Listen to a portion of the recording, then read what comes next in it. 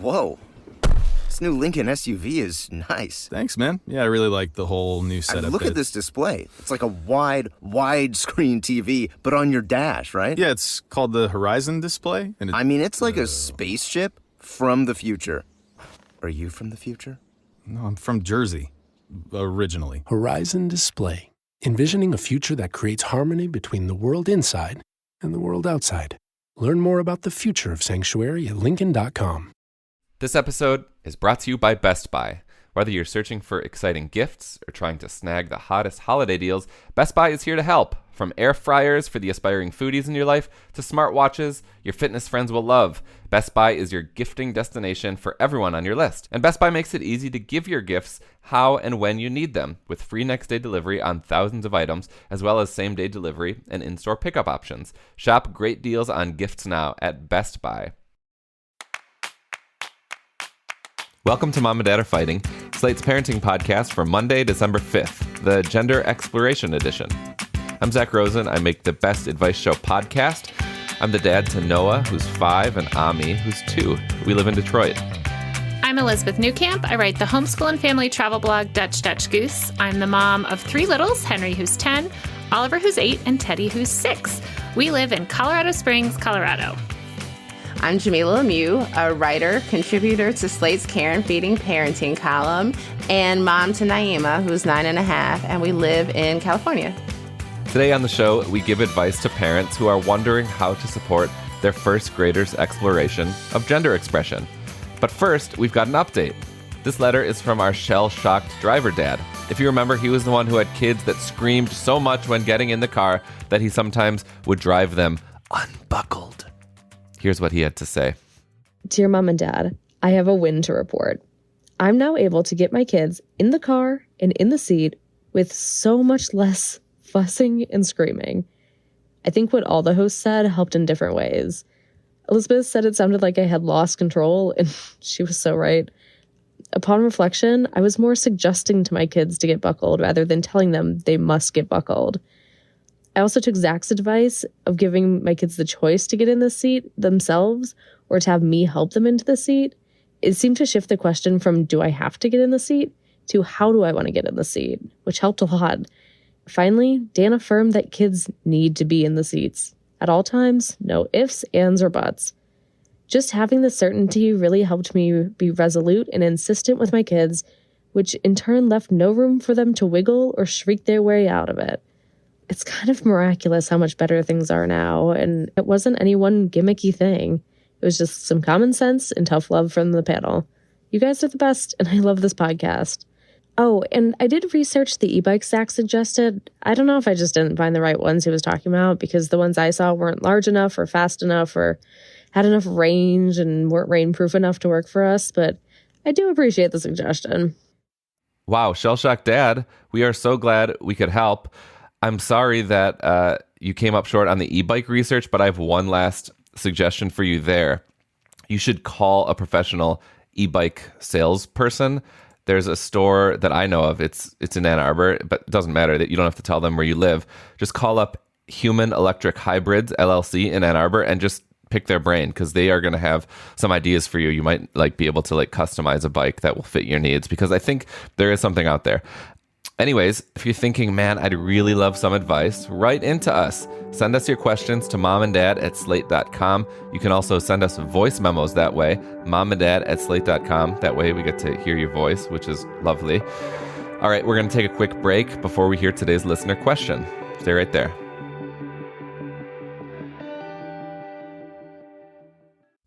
It's time to reboot your credit card with Apple Card. Now through December 25th, get 5% daily cash back on products at Apple with a new Apple Card, including a new iPhone 14 or Apple Watch Ultra.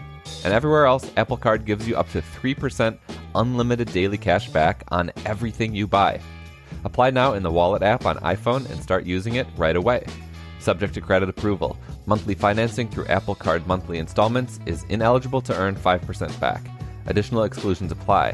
Valid only on qualifying U.S. purchases for new Apple Card customers who open an account and use it from December 1st to 25th, 2022 at Apple.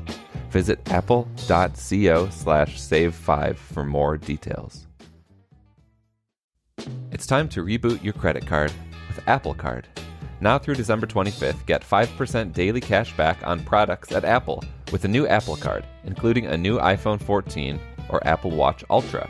And everywhere else, Apple Card gives you up to 3% unlimited daily cash back on everything you buy. Apply now in the Wallet app on iPhone and start using it right away. Subject to credit approval. Monthly financing through Apple Card monthly installments is ineligible to earn 5% back. Additional exclusions apply. Valid only on qualifying U.S. purchases for new Apple Card customers who open an account and use it from December 1st to 25th, 2022 at Apple.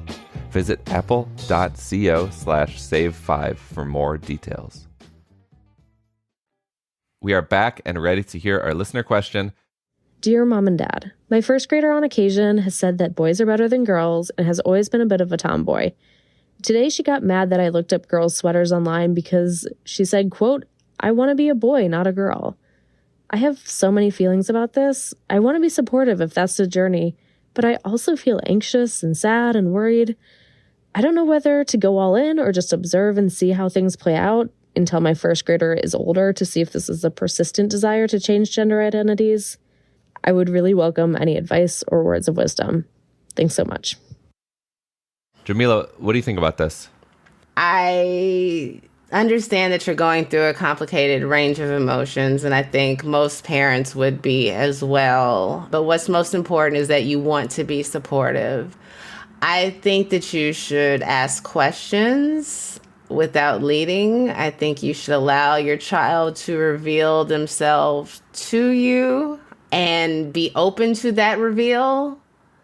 I want to be a boy, not a girl, deserves a conversation. When you say that, what do you mean? Do you want to wear boy sweaters? You know, what do you think the difference between boys and girls may be? This could simply be, I think girls' clothes suck and I want to wear boys' clothes. You know, like it could be, hey, I'm noticing some of the things that are assigned to girls, like the idea of weakness and subservience. And, you know, I don't have the language to articulate that a lot of what comes with being a girl really doesn't work for me. And so my reaction to that is to say, I don't want to be a girl anymore. It could be that. It could be that you have a child who's of trans experience, you know, but there's a lot that needs to be said and expressed before we get to that place. You know, I think you have a lot of questions to ask. And again, ask without pushing. And I think that, you know, you can talk to a child this age about what it means to be of trans experience and to say there are people who feel that their hearts and their body parts don't line up. What you want to do is talk to them about who they are and see what they have to say to you. And if it seems that there's something going on more complicated than I just don't like girly clothes or I don't want to play with Barbie dolls, then, you know, you'll need to have those difficult conversations, and your child's survival will depend upon your ability to handle those conversations and to continue to be supportive. So I just hope that no matter what, support is the headline for you here. Some of this really resonates with me because a few months back we were at a Fort Union, and one of the things they had there was this display of costumes. And one of my kids tried on like the girl prairie dress outfit and like loved it. So much so that it has like topped their Christmas lists. I had this moment where I thought, you know, do I want to buy this? Like everything they put on their list, and sort of came down to this sense of like, yes, why wouldn't I get this for them? Who cares? But also that it offered this opportunity to ask this kid, like, hey, I see this is on your list. Are you looking for something that you can dress up with here at home? Are you looking for something that you could wear out, right? Because those would be totally different purchases, and having kind of that intro to that conversation. But at the end of the day, deciding that the best thing I can do is to honor what they have asked for in the same way that I would for something else that is appropriate and within the right price range, right? To show my kid that I'm listening and that I respect what they say and that I don't think they're too young to make decisions about their own body. Does this also mean that now I'm paying more attention and having more conversations. Certainly as we are purchasing new clothes, I've tried to invite them more into that conversation. Do you want to come with me? Where do you want to look? Like, not being the driving force, to be sensitive to what's going on, but also to reserve the right that, like, perhaps they just really liked dressing up in this outfit and would like to continue dressing up in this outfit, and that it's not a big thing. I actually, back in the episode that I think is called Part 1 of the Teen Talk series, I talked with Dr. Joe Kern specifically kind of about this. The conversation was about teens, but asking for advice on what to do if you're the parent of a child who's coming to you with some of this information. And he gave some great advice. So definitely go check out that episode. But the take home from that interview was, first of all, it's okay for you to have all of these feelings, but those feelings are not your child's to deal with. They're yours to deal with. And if that means therapy, if that means going ahead and having some conversations with yourself, with your friends, with people who can be supportive about how you're feeling so that you work through those and they are not muddled with whatever your child needs to talk to you about, that needs to happen separate. And also that the best thing you can do as a parent is let your child know that you are there for them, right? And that you hear them and that you are not going to judge them based on anything they tell you or ask for you. So I would consider yourself very lucky that your child is asking you these things and telling you these things. A wonderful resource for some of this, specifically targeted at parents, is gaycenter.org, which is the webpage for the center, which is a lesbian, gay, bisexual, and transgender community center in New York. But on their webpage, they have an entire section on family. And from there, they have a great list of articles and classes and all sorts of things for parents who are supporting, a child transitioning, a child who's thinking about it.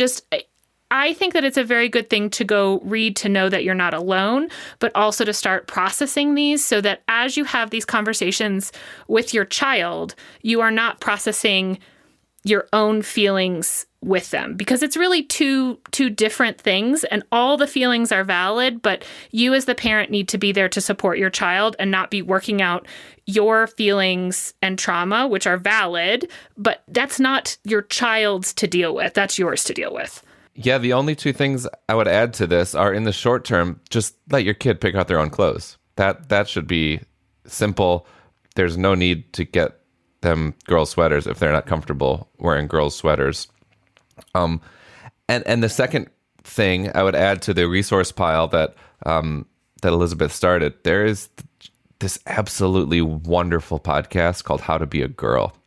And it started in 2014 when the mother of a 3-year-old was told by their 3-year-old, and this doesn't sound like your kid, but at the age of 3, this 3-year-old told their mom that though born a boy, they were a girl. So they could articulate this at a very young age. And the podcast goes on for the next 7 years, where we're hearing conversations between this incredibly brilliant young transgender girl and her mom.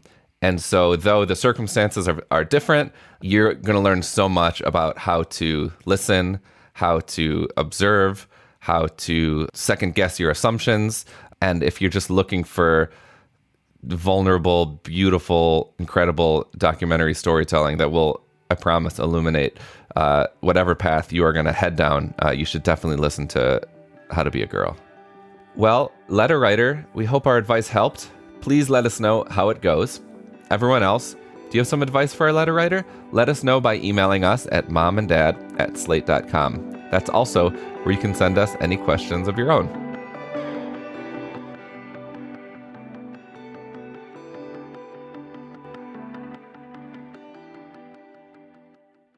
Support for this podcast comes from Wise, the universal account made for moving money around the world. 170 countries, 50 currencies, one account. Who exactly is Wise made for? It's made for Austrians uprooting to Australia, Swedes safarying in South Africa. It's made for business in Tokyo and pleasure in Miami. With Wise, you can send, spend, or receive money internationally all in one account. It's a convenient way to move your money across borders. You'll get the mid-market exchange rate with no markups and fees that are always low and transparent. Wise Business is the only business account you need to go global. It has everything you need to grow and operate your multi-currency business without the hefty admin and headache of a local bank. Join 13 million people and businesses who are already saving. Learn more about how the Wise account could work for you at wise.com/slate. This episode is brought to you by Best Buy. This year, let Best Buy be your holiday hype partner. Whether you're searching for exciting gifts, trying to snag the hottest holiday deals, or looking for ways to simplify the giving and receiving experience, Best Buy is here to help. Best Buy makes it easy to get your gifts how and when you need them with free next-day delivery on thousands of items, as well as same-day delivery and in-store pickup options. Make Best Buy your go-to gifting destination this holiday season for products that help you enjoy what really matters, like quality time with the family. We have been watching kids' movies together. Now both of my kids are old enough to sit through a whole movie, and we have a TV that sometimes works. So I think it actually might be time to invest in a proper TV so we can watch stuff together in bed, get real cozy before bedtime. It's been like so nice to sit with my family and appreciate culture with them. It's been so nice just to have the four of us together watching movies. It's like my favorite thing to do. No matter what your plans are this season, Best Buy is the perfect destination for all your holiday needs. Shop great deals on gifts now at Best Buy. This episode is brought to you by Smart Food. There are a bunch of ways to be smart during the holiday season. Getting the shopping done early, not sitting your aunt next to your mom, and snacking on Smart Food popcorn. It's air pop popcorn tossed in delicious white cheddar cheese or sweet and salty kettle corn. You are what you eat. Welcome to the Smart Club. Shop now at snacks.com. It's finally time for recommendations. Elizabeth, what have you got? Okay, so we, as the winter kind of settles in, we like to do a lot of things surrounding the winter solstice and kind of thinking about this darker time. And so this year, our read aloud in the evening is called Stories of the Aurora by Joan Marie Galat. It's just this wonderful book that covers not only the scientific facts about the aurora or the northern lights, but also has a bunch of legends kind of surrounding them, including tales from several indigenous groups who, like their ancestral lands are up in the area where they saw the northern lights all the time. There's some Norse mythology. There's even kind of the Roman interpretation of what they believed the aurora to be. It's just such a lovely read together, and I've learned a bunch, which I always think is great. And it's a wonderful way to kind of celebrate winter and think about what winter was like, you know, with these lights appearing all the time. For many of these people, it's dark most of the day. So even appearing during the day and the stories that were collected around them and what we know about it now. So it's a great read. Again, it's called Stories of the Aurora. How about you, Jamilah? I've got another recipe. This one is from the New York Times cooking section again. I don't know how I stumbled upon this recipe. It might have just been one of the ones on the homepage of the cooking app, because it's for the recipe that I use is for pork chops with miso caramelized apples. We don't eat pork, but I tried this twice now. The first time with chicken breast, which was very good. But I don't have like a huge skillet, so it's kind of hard to cook more than a couple of chicken breasts at a time in the skillet that I do have. So I did half in the pressure cooker. I mean, half in the Instant Pot, half on the stove. It still came out really well. And then last night what I did was that I roasted a chicken. No, I cooked it in the Instant Pot. I pressure cooked it for a while, like mostly cooked it, and then I put it on roast for 10 minutes to brown it a bit. And I took some of the drippings from the chicken and I added it to the miso caramel mixture, cooked it on the skillet, then poured it on top of the chicken and heated it up for a few more minutes to let it brown. And it is so good. What I did was I tripled the amounts for the miso, for all the ingredients except for the meat. I used the whole chicken. So I tripled the recipe and I used the big apples, and it is so good. Oh my God. It's just so good. The salty sweet combination with the chicken. That sounds so good. Miso is like one of the great flavor accelerants. It is. It's so deceptively like potent and complex, and it's so good. I want to try this. Yes. Love it.